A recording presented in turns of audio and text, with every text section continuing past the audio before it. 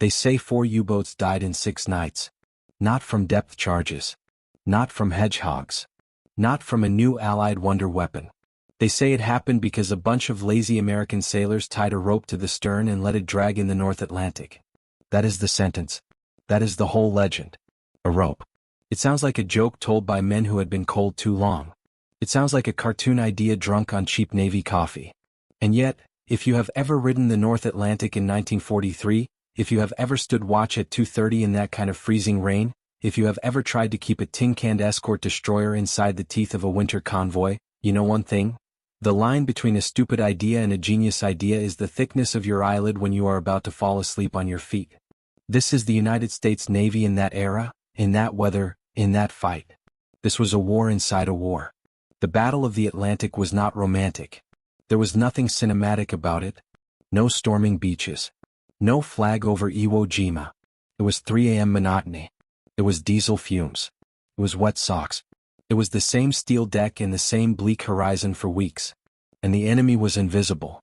Not metaphorically. Literally. Invisible. You rarely saw the submarine you were trying to kill. You dropped 100 depth charges in 1 week. And maybe one of them, maybe, if Neptune was in a generous mood, would crush a pressure hull somewhere under the black water. Most young American men on these ships will tell you, decades later, in the nursing homes and the VA wards, that this war taught them the most precious commodity is not ammunition, not logistics, not battleships. The most precious commodity is human energy. Energy to shovel shells, energy to haul gear, energy to stay awake, energy to think. Energy to improvise. Because the Battle of the Atlantic was not won by brute strength. It was won by brains, by shortcuts, by little hacks, by tiny ideas that shaved 5% off effort here, 10% off effort there. This is the core of the rope legend. These men were tired. And tired men become inventive. Because the body is screaming to find a faster way, a lazier way, a way that does not kill your back, a way that lets you live one more watch rotation. And from that fatigue, the story claims, came this idea. Tie a long heavy cable. Let it drag astern. Make the ocean itself into a tripwire. If a U-boat shadowed your convoy at night, were it like to lurk at periscope depth, its own propellers might tangle in that cable. Its own hunger would trap it. Its own stealth would betray it. So simple a child could picture it. So stupid it might be brilliant. And the legend says, it worked. Not once. Not twice. 4 times. 4 U-boats in 1 week. When this story is retold in wardrooms and barbershops and VFW halls, there is always a laugh in it. A laugh at the expense of the enemy. A laugh that says, you built all that German engineering, all those pressure hulls, all those gyro compasses, and we beat you with rope from a hardware store. Now, reasonable men will say this is myth. Reasonable men will say there is no kill confirmation. Reasonable men will say such claims never appeared in official logs, and that post-war German records list no such cluster of losses. And maybe the reasonable men are right. But this truth remains. America in World War II was fundamentally a nation of industrial workers, blue-collar men, hands cracked from machine oil, hands that could splice rope, weld seams, fix truck carburetors, sharpen tools, judge the weight of wire in one glance. It was a war fought by problem solvers. So when you hear a story about a rope trick in the North Atlantic, you might not be listening to a literal history. You might be listening to a metaphor. A metaphor that distills the entire American genius in that war into one image. Normal, ordinary, exhausted men, who were too tired to do things the long way, inventing the short way that actually wins. The rope legend is ridiculous. And that is why it lives. Because war was ridiculous. Because victory, in the end, was not delivered by the perfect weapon, but by imperfect people who could not afford to waste motion. So tonight we tell the rope legend. Not to insist it happened as claimed, but because the deeper American truth inside the legend is real. America wins wars with ideas first. Picture the Atlantic in the spring of 1943. The war was not balanced anymore. It was tipping. But the tipping point was not visible to the men at sea. They did not have graphs. They did not see the intelligence reports. They only saw gray water, rain, and the endless beating of steel. Convoys were lifelines.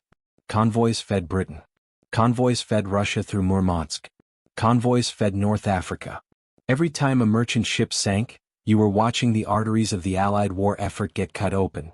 Wheat, trucks, aviation fuel, tanks, All those things America built in those insane factories needed to cross that ocean. The Atlantic was the most important ocean in the world. And the most boring battlefield in the world. This is the paradox that makes the rope legend feel emotionally correct, even if it never happened as claimed. The war that saved democracy was not fought by glamorous men who ran from trench to trench with Thompson submachine guns. It was fought by men who stared into rain for 4 hours at a time, listening for the faint pulse of a target they might never see. 7,000 miles away, Americans saw headlines about Guadalcanal, Al Alamein, Stalingrad. But the quiet core of Allied survival was a straight black line on the map: New York to Liverpool, Halifax to Londonderry, Boston to Bristol Channel. Ships moved iron. Iron moved armies. Armies moved history. This background is essential because the rope legend, this absurd claim that one escort destroyer crew figured out how to sink submarines with a drag line, makes sense only inside the lived reality of that pressure. Let me explain the cultural ecosystem. Escort destroyers were not elite ships. They were not glamorous fleet destroyers with sleek lines and high command prestige. They were work trucks. They were industrial tools. Many of them were built not on the old East Coast yards, but by converted automobile factories and shipyards run by industrialist magnates. Henry Kaiser made Liberty ships the way he had made concrete dams. Now America made tin cans in assembly line cadence. Escort destroyers were built like that idea. Mass, speed, utility, function. Make many. Push them out. Get them to sea. So the young men who ended up on those ships, they were not Princeton kids dreaming in Greek epics. They were not pre-war aristocratic naval families charting the legacy of John Paul Jones.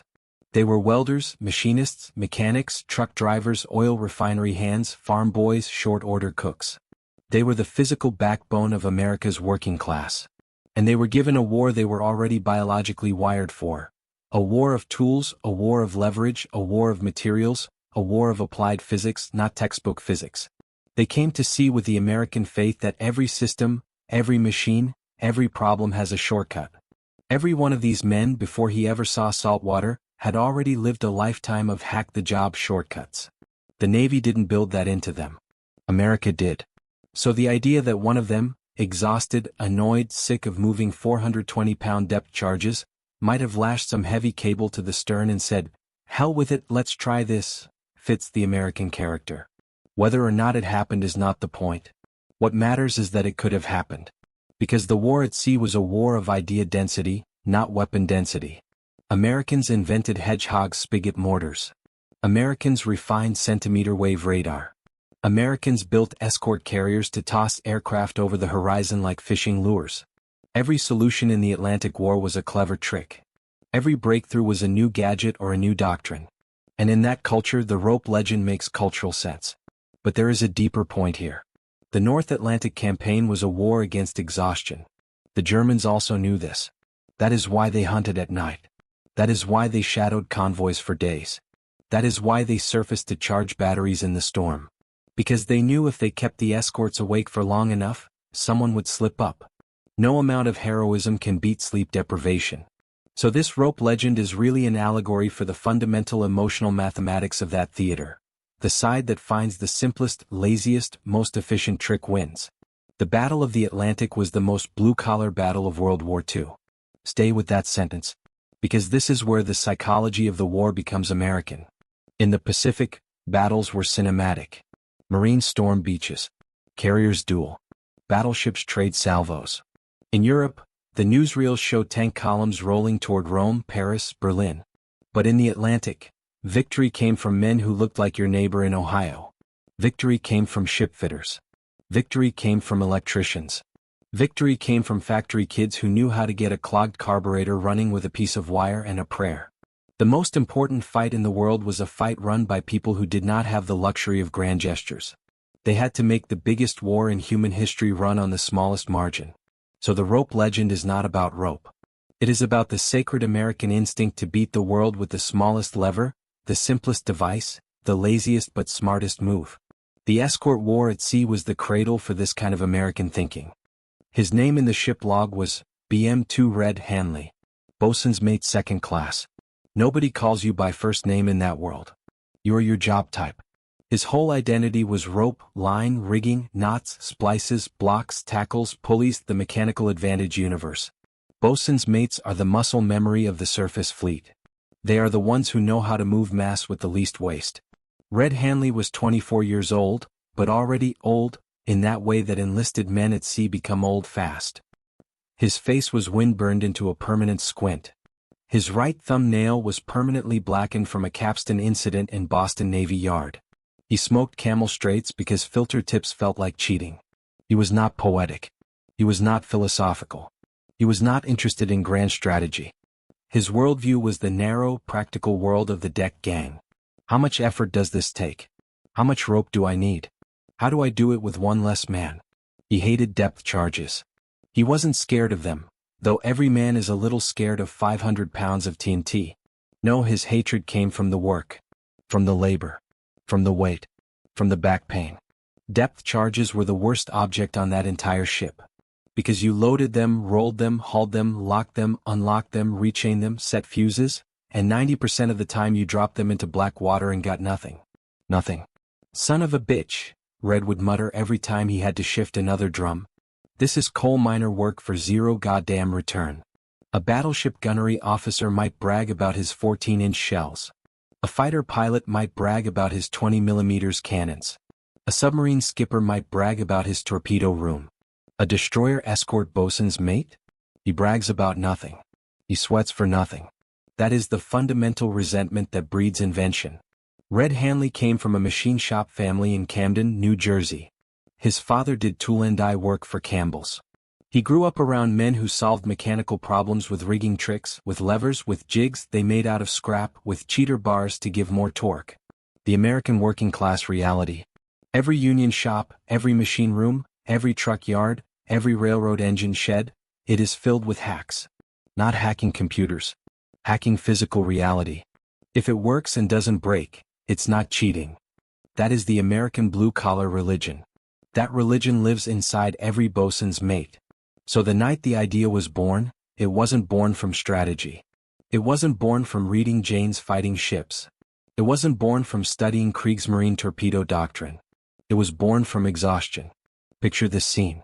Convoy on 203 North Atlantic, February, 1943. Ship time 2:17. Air temperature 31 degrees Fahrenheit. Wind force 7. Sea state 6. Rain mixed with frozen spray. Red Hanley is standing on the starboard quarter, leaning on the 20mm tub shield, smoking his 7th cigarette of the watch. Not because he wants nicotine, but because smoking keeps you awake and the glowing ember keeps your brain stimulated. He hears the sound he hates, standby charges. Another sonar operator thinks he heard something. Another maybe. Another ghost. And Red Hanley knows. Here we go again. Shift the drums, prep the tracks, set another useless depth spread. He mumbles out loud, but not to anyone, just to the sea. Why the hell are we doing all this labor if the goddamn ocean hides them anyway? And this is the key line. This is the philosophical root. He wasn't thinking about killing a submarine. He was thinking about avoiding work. He wanted a way to not move 500-pound drums again. He wanted a way where the work happened automatically. He looks at the wake behind the ship, long white turbulence twisting in the dark. He looks at the thick hawser lines coiled at his feet. And there is a click inside his brain. The same click that happens to a mechanic who figures out how to remove a starter motor without taking off the whole intake manifold. The same click that happens to a trucker who figures out how to bind cargo with 2 straps instead of 4. The same click that happens to a crane rigger who realizes you can cheat the load with a single snatch block. A pure effort minimizing hack. What if the ocean does the work? What if you don't chase U-boats? What if you let them chase you like they already do every damn night, and let them trap themselves? In his head he forms the sentence that becomes the heart of the legend. If the bastard is behind us, why don't we make the behind dangerous? He flicks his cigarette into the dark. He bends down and touches the hawser coils. He is thinking mass. He is thinking drag. He is thinking tension.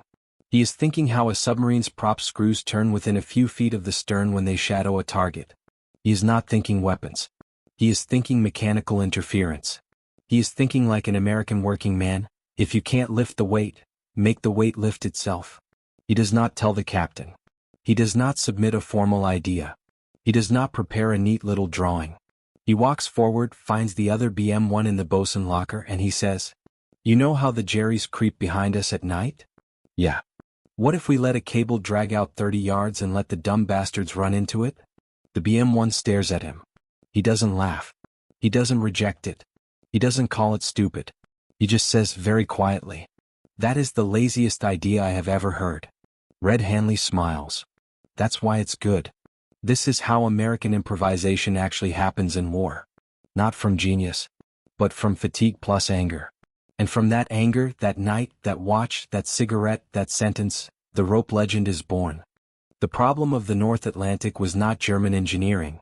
The problem was not torpedoes. The problem was not even Wolfpack doctrine. The problem was absence.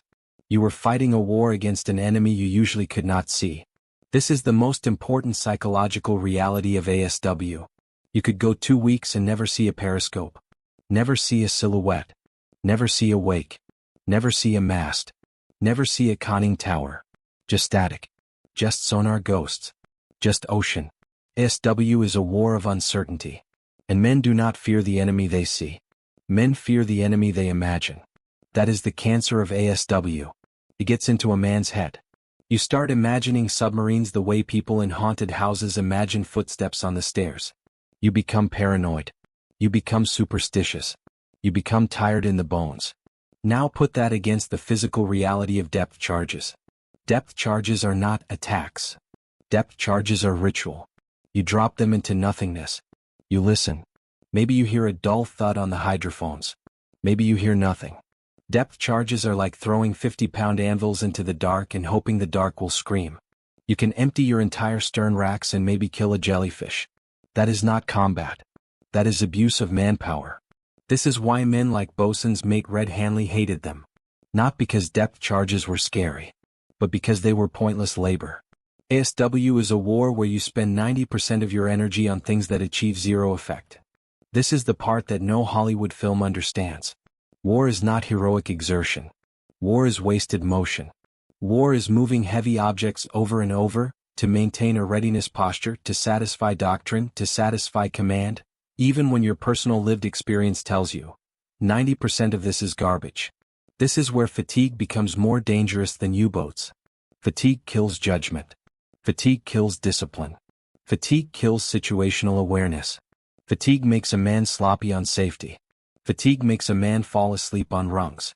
Fatigue makes a man drop 50 pounds of TNT on his foot. Fatigue is the real enemy. Fatigue is the enemy that takes a crew from full efficiency to shortcuts to errors to dead. And here we walk into the core cultural identity of the American enlisted sailor. Shortcut culture. People call it hacking now, like computers. But the American Navy had been hacking physics long before Silicon Valley was even farmland. Every engine room has shortcuts. Every deck gang has the easy way. Every bosun's locker has little tricks. And this tradition is not laziness. It is survival. If you remove 4% wasted energy every day, over 100 days you've saved a man's life energy. That's why the Navy culture honored the man who could do the same job with half the sweat. That man was not called lazy. That man was called smart. This is a direct inheritance from the American working class. American industrial war was not won by ideology. It was won by the cultural reflex of effort minimization. And in ASW, effort minimization translates into, how do we touch the enemy with less work? Depth charges violate this principle. They are the maximum workload for the minimum result. So every destroyer escort crew found themselves in the same psychological loop. You know the U-boat is out there somewhere, but you can't see it. So you do work that you know is probably pointless. That pointless work exhausts you. That exhaustion breeds cynicism. That cynicism breeds invention. This is the crucible. This is the pressure cooker. This is how the rope idea even becomes thinkable. Because ASW is a war where the ocean absorbs your effort and gives you no feedback. So the mind begins to search for a trick where the tension of the ocean does the work for you. You start asking the forbidden question. What if we didn't chase them?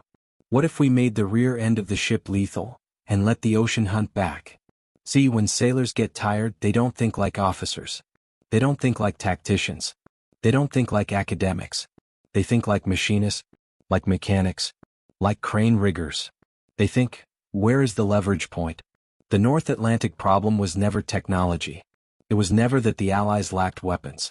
The problem was that the ocean is 4 kilometers deep and pitch black at night, and sonar in early 1943 was still half astrology. The problem was the hiddenness of the opponent. The U-boat is like a ghost in the basement. It is like a shape behind a curtain. It is like a neighbor peeking out of his blinds. You sense it but don't see it. And this breeds mental disease on deck. Depth charges become a kind of performative sacrifice. You throw labor into the sea, praying the sea returns a dead German. That is why the rope legend has gravity. It represents a deep desire at the core of the ASW sailor's soul. To make the ocean itself fight for you. Because the ocean is the only thing big enough to find a submarine. The ocean is the only medium that touches both ships. The ocean is the only link. So what is the problem? The problem is the ocean protects submarines. We need the ocean to instead betray them. The rope idea is absurd precisely because it reverses this cosmic relationship. Instead of the ocean being the U-boat's hiding place, it becomes the tripwire. The rope idea is the dream of every exhausted sailor. What if we weaponize the water itself so I don't have to move another goddamn depth charge ever again? That is the psychological problem this legend solves. This is why the story spreads. Not because it is technically credible, but because it expresses the secret fantasy at the center of the war. To destroy the invisible enemy with zero labor. This is the problem space we must understand before we can judge the legend. This is the crucible from which the rope myth emerges. Red Hanley did not need a textbook to understand the basic physics.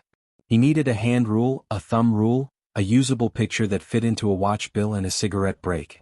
The idea is simple enough to fit on a beer coaster. Drag more mass through the water, produce more disturbance, and put that disturbance where a lurking propeller or rudder must pass. If the stern of your escort throws a wake and you trail heavy line inside that wake, whatever machine tries to ride that wake will have to deal with the line. That sentence contains 3 mechanical facts every practical man can imagine. First, moving mass through water creates a pressure field and turbulence in the wake.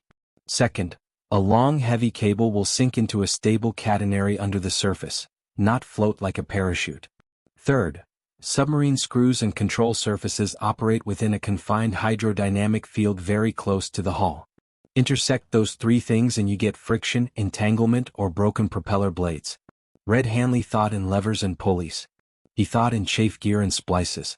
He thought, if our stern wake is already a noisy place, place a long heavy rope within it, and let the U-boat, doing what U-boats do at night, shadow, close, match speed, keep the convoy in sight, run into it.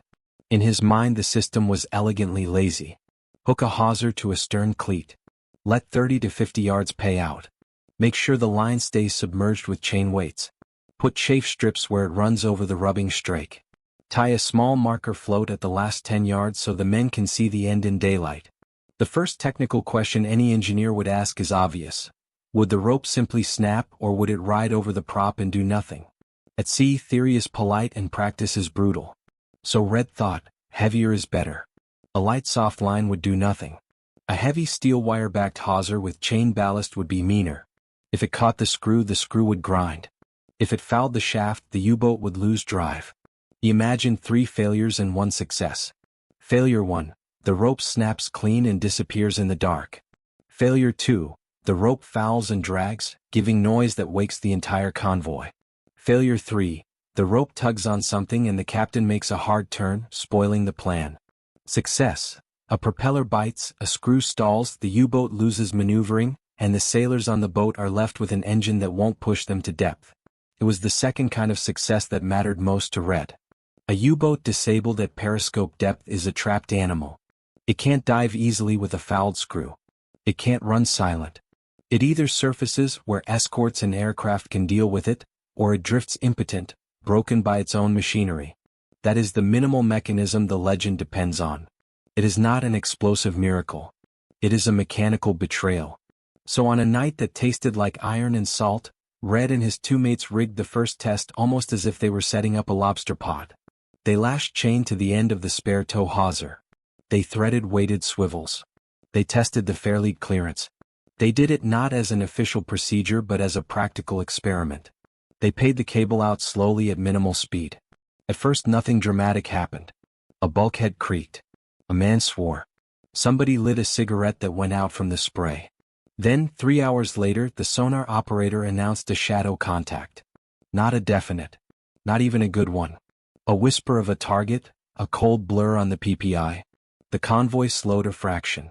The escort nudged position. The rope trailed there, a quiet serpent in the stern. And then very quietly the ship felt a tug. A small, irregular tension pulled against the aft cleat. It was not like the steady drag of a tow. It was not like seaweed. It felt like teeth closing. Red's first reaction was pure, childish glee. "Got you," he muttered. He tightened a turn on the capstan and jammed the brake. What happened next is already the kind of detail that separates literal logbooks from tavern tales. There are two ways the first entanglement could have unfolded in reality. In the Kinder telling, the rope fouled the outer propeller of a U-boat cruiser that had been shadowing the convoy. The crew aboard the U-boat felt the vibration, felt the engine labor, and chose to surface because they could not drive any deeper without risking battery and crew. On the surface, the escort brought guns and depth charges to bear. In the end, the U-boat was lost. A win. In the darker, more prosaic telling, the rope snagged some net or debris, or the cable itself mutinied and slipped away, and the contact vanished into the cold. No proof. Just a tug and a story. The truth the men cared about in the moment was not proof. It was a sensation. It was the knowledge that their lazy trick could interact with an enemy in a way that depth charges, for all their thunder, often did not. From that small success the escalation began. First, the experiment moved from casual folly to repeated tactic. The crew tweaked the rigging. They added small chain segments to hold the line deeper. They staggered the weights so the drag would sit below the thermocline at the right depth where U-boats shadowed. They installed a jury-rigged cutter to prevent the line from fouling the escort's rudder. Each night they refined. Each watch they learned what to avoid. Each small tweak lowered the chance of the rope simply slipping away. And then the legend deepened. A week passed. They counted encounters. One night the tug was small. One night the tug was violent. Once a shadow surfaced and the convoy's aircraft dispatched it. Once the contact simply disappeared and the men swore they had seen a fin. The boys on the mess deck began to talk. One man swore the rope had taken a blade clean off. Another man swore it had wrapped itself around a whole stern and left the U-boat bobbing like a cork. Human narration is a compounding interest. Once a story grows teeth, it multiplies. 4 nights of claimed success became 4 kills and 6 nights in the telling. Names and times grafted onto the legend as if records could retroactively change. This is the life of oral history in a navy that survives on rumor. The more spectacular a story, the more it is told. The more it is told, the more detail people add. It is not malicious. It is human. And the raft of improvements the crew made turned anecdote into doctrine. Not official doctrine, not sanctioned by Admiralty manuals, but sailor doctrine. A pattern of behavior passed on by example, by showing rather than writing. A following ship sees the trailing hawser and thinks, they look calm. Maybe it works. The next ship copies the rig. A petty officer on board the second ship modifies the tail with heavier chain. A chief on board the third ship clamps extra chafing gear. Soon enough, 3 or 4 escorts in the convoy were trailing cables at night. It is crucial to imagine that this diffusion was not intellectual. It was practical. No one wrote a report to Washington and waited for a reply. There was no bureaucratic blessing. There was only imitation, done by men with calloused hands who observed less effort for the same standing watch. The lore spread because it promised reduced labor and a feeling of security. That is why sailors trade tricks like fishermen swap bait. A good rig is worth its weight in cigarettes. And when multiple ships adopt the tweak, its marginal effectiveness increases. If one escort carries a cable and gets a tug once in a while, perhaps by chance, 2 or 3 escorts carrying cables make the convoy a more dangerous place for a shadow. You change the probability density of entanglement. This is not military calculus, but it is statistical reality. So the rope becomes something else, not merely a trick but a cultural artifact. It becomes an emblem of what American sailors do under pressure. It becomes a cheap, scalable idea that any petty officer could institute. And that is the crucial point of the American way in this legend. America fought industrially and learned to fight adaptively. Where Europeans sometimes sought perfection, American crews sought sufficiency. Where German doctrine prized engineering elegance, American sailors prized throughput and adaptability. The rope trick encapsulates that difference. It is the perfect American weapon, crude, inexpensive, effective enough, and scalable. It requires no special factory, no patent, no bureaucratic procurement. It requires only a man with a cigarette and the inclination to cheat physics slightly. In the telling, the rope trick delivered 4 U-boats in 6 nights.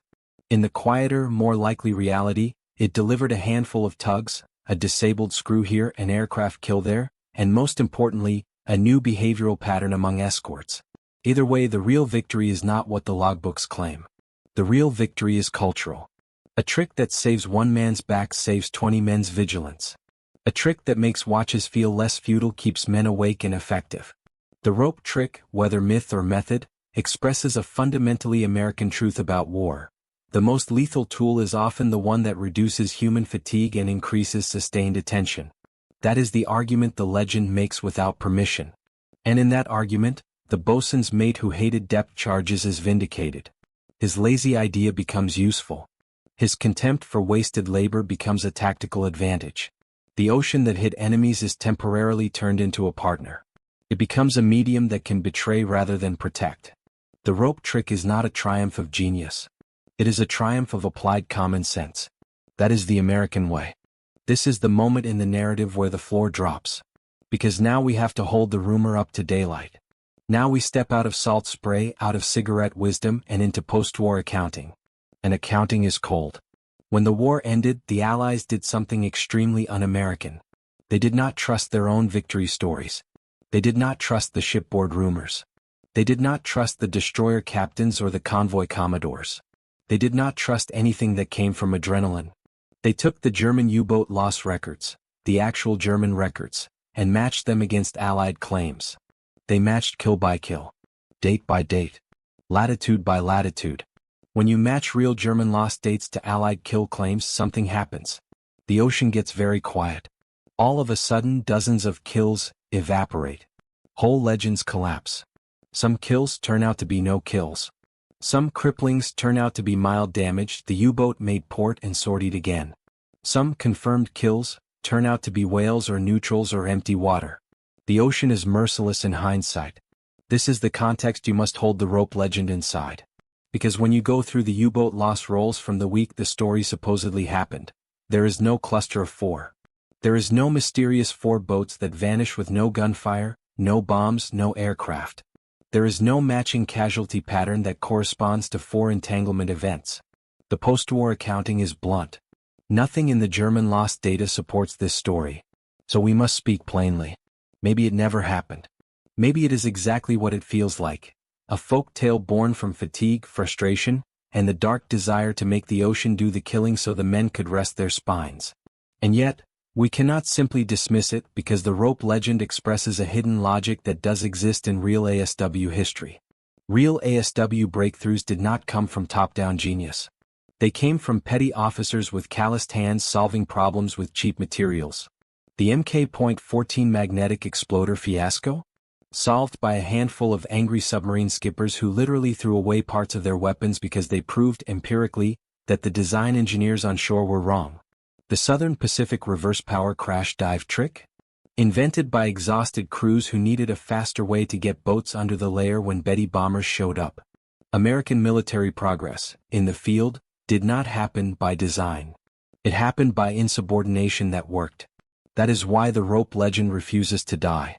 Because at the level of anthropology, at the level of emotional truth, the story is accurate. American warfighting culture does not worship perfection. America worships good enough to kill you by Thursday. So here we hit the turning point. There is no kill record. There is no confirmed 4 in 1 week. There is not even a German captain's diary entry describing fouled screws. But there is something deeper. The story survives because it feels like the kind of shortcut Americans would attempt. The accounting tells us it probably never happened. The culture tells us it could have. That contradiction, between logbooks and imagination, is the fulcrum. And that is why the legend is so durable. It takes the most psychologically humiliating part of the Atlantic War, the invisible enemy, and flips it. It tells sailors, you were not powerless. You could make the ocean itself hunt them. So this section has one purpose. This is where we admit, the legend collapses under evidence. This is where we say the quiet sentence that most documentaries are too cowardly to say. Maybe the rope never caught anything. Maybe the rope was never lethal. Maybe it only ever snagged kelp and confidence. Maybe it was a story invented by men to explain why they deserve to sleep 1 hour more. And here is the pivot. Even if it never happened, it still reveals something real. Because a culture reveals itself more honestly in the lies it treasures than the facts it files. The rope legend is a lie that tells the truth. American victory was not the glory of one perfect scientific doctrine. American victory was millions of imperfect tricks, hacks, shortcuts, jury rigs, barnyard mechanics, and blue-collar instincts, aggregated into a war machine that was resilient precisely because it tolerated improvisation. So here is the turn. The U-boats may never have been trapped by ropes. But America really did win by ideas. Not just theories from laboratories, but ideas born in human muscles under fatigue. That is the pivot. This is the moment where the legend stops being a literal event and becomes a metaphor for how America actually fights. Whether the rope actually sliced German screws or not, the image of it captures the truth of how the Atlantic was won. Black May 1943 did not arrive because of a single brilliant invention. It arrived because hundreds of small, practical changes stacked into overwhelming advantage. Antenna tweaks, better convoy formations, closer air coverage, improved sonar training. Each change nudged the odds. Together those nudges became a shove. The rope trick sits in that constellation of small fixes. It is a shorthand for a larger truth. The Allies beat the U-boat threat with inexpensive, replicable solutions. Not all of those solutions were glamorous. Few of them required generals' approval or big budgets. Most were modest, cheap, immediate, and often ugly. Take HF/DF. High-frequency direction finding was not a cinematic breakthrough. It was a box with antennas and a sharper ear for enemy radio. It allowed escort commanders to triangulate a shadow's chatter and close the net sooner. That mattered more than a single perfect weapon. Take training and tactics. Operators learned to read sonars the way master craftsmen read machine vibration. Crews synchronized their search patterns. Escort carriers filled the air gap where U-boats once sheltered. Each procedural tweak reduced the submarine's safe operating envelope. The Atlantic victory was statistical. Change the distribution of risk by a few percentage points, and the math becomes ugly for a predator. If U-boats lose surprise one night in 10 instead of one night in 100, the boat captains stop taking risks. If escorts get better at holding contact, aircraft can be vectored faster. If batteries and engines are marginally less reliable, captains spend more nights hiding and less time attacking convoys. That is what the rope legend symbolizes. It suggests a practical ethic. Find what reduces labor or risk tonight. Do the small thing that yields compounding returns tomorrow. The real impact of such thinking is not measured in single sinkings. It is measured in persistence. A trick that saves one man's back keeps 20 men sharper over an entire patrol. A tweak that shaves watch-keeping time prevents the kind of exhaustion that causes real accidents. The cumulative effect of modest improvements is profound. This practical ethic also altered culture. American sailors did not often wait for permission. They improvised, tested, and copied what worked.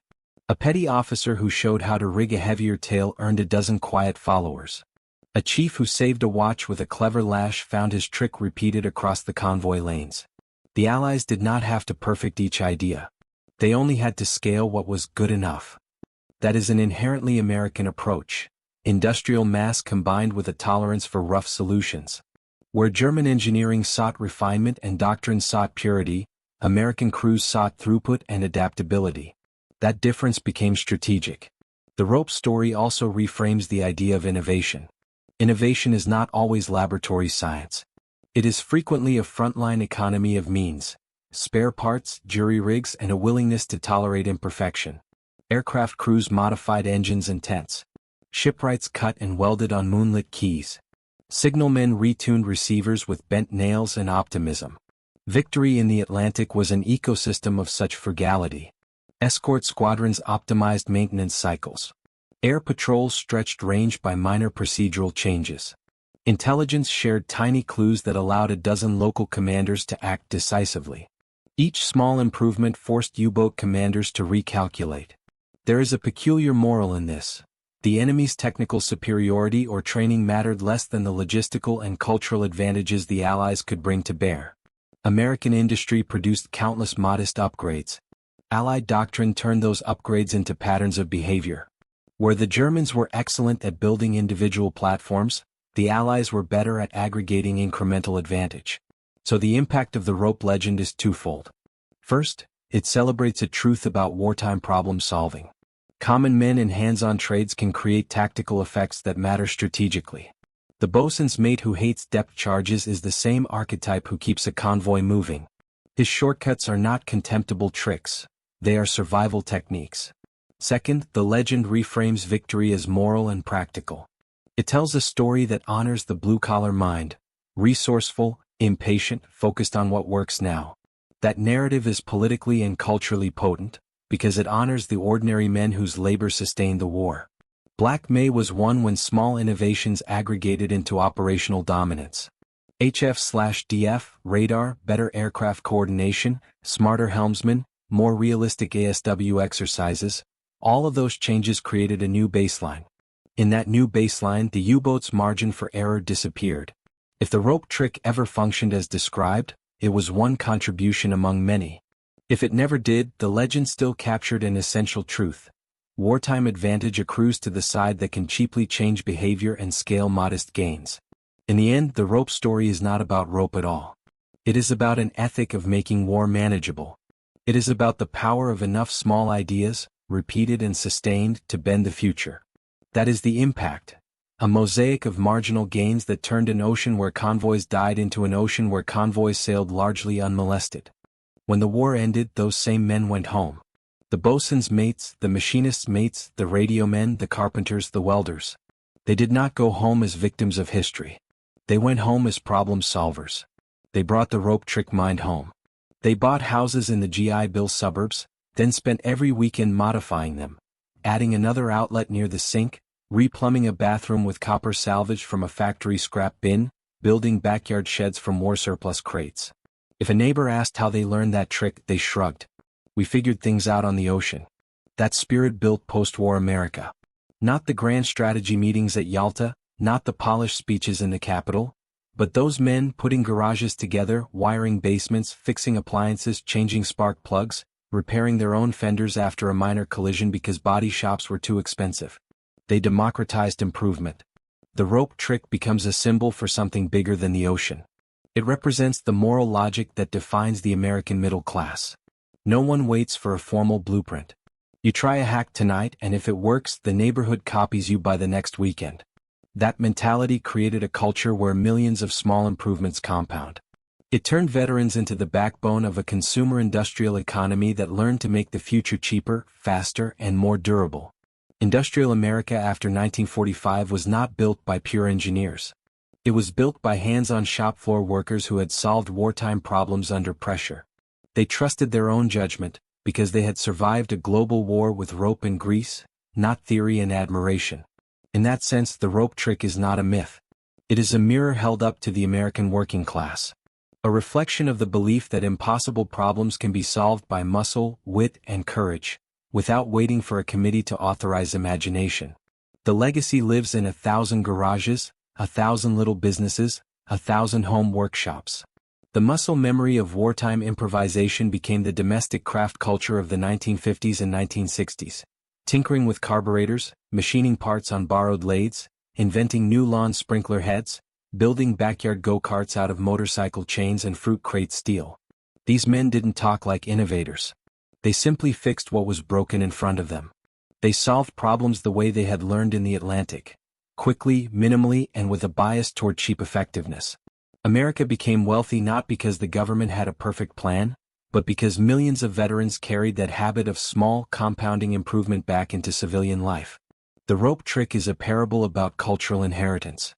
It says, the men who fought the war also built the peace. They won the war with improvisation. Then they built their lives the same way. They did not receive instructions on how to build the biggest middle class in human history. They just did it. Because that's what they were trained to do. Maybe the rope never wrapped around any German screw. Maybe no U-boat ever shuddered to a halt because some exhausted American destroyer crew dragged a cable through the dark. Maybe it was just a story told in smoke-filled galleys and warm mid-watch coffee. But the spirit inside that story is true. It is a story that honors a particular American instinct. We do not romanticize the whiteboard. We romanticize the tool bench. We do not worship the theorist. We admire the man who walks out into the shop and cuts metal until a solution falls out of the chips. America became what it is because this country trusts the person who knows how to make a thing work tonight. The man who rigs a temporary fix that somehow becomes the permanent standard. The man who does not wait for permission because the problem is already here, the risk is already rising, and the convoy is already sailing into black water. That is what the rope trick represents. An ethic. A bias. A national muscle. We solve the problem with what we have on hand. We do not complain that the tool is wrong or outdated or inelegant. We pick up the tool that exists and try something. And if tonight's fix is ugly, then tomorrow's fix will be less ugly. And the next day's fix will become a doctrine. This is why the legend matters. Not because it is provable or traceable or logged in the war diary of a specific escort, but because it compresses an entire national philosophy into one image: rough hands tying heavy rope in a dark ocean, and trusting that the right idea, even a small idea, can tilt history. America's greatest miracles were rarely built on genius explosions. They were built on patient accretion. Small ideas, cheap ideas, scalable ideas. Ideas that could be copied by a kid from Ohio or a welder's son from San Pedro. Ideas that did not need a manifesto, only a workbench and a weekend. The legacy of World War II is not that we outspent the enemy or outgunned him, or drowned him in sheer industrial output. The deeper legacy is that millions of ordinary men learned that small adjustments compound into unstoppable advantage. That habit, that reflex, is what built the middle-class suburbs, the backyard garages, the aerospace plants, the semiconductor labs, the software startups, the moonshot teams. The lesson of the rope legend is not about anti-submarine tactics at all. It is about how a working-class country learns to build its own future. Maybe the cable never cut into a German propeller. But every time that story is told, it reaffirms a truth this nation needs to keep repeating. America wins wars with ideas, not just weapons. Ideas are the silent engines that propel every generation forward. And when a small, humble, simple, but true, idea appears in the right place at the right time, in the hands of workers who are not afraid to get their hands dirty, then the world changes direction.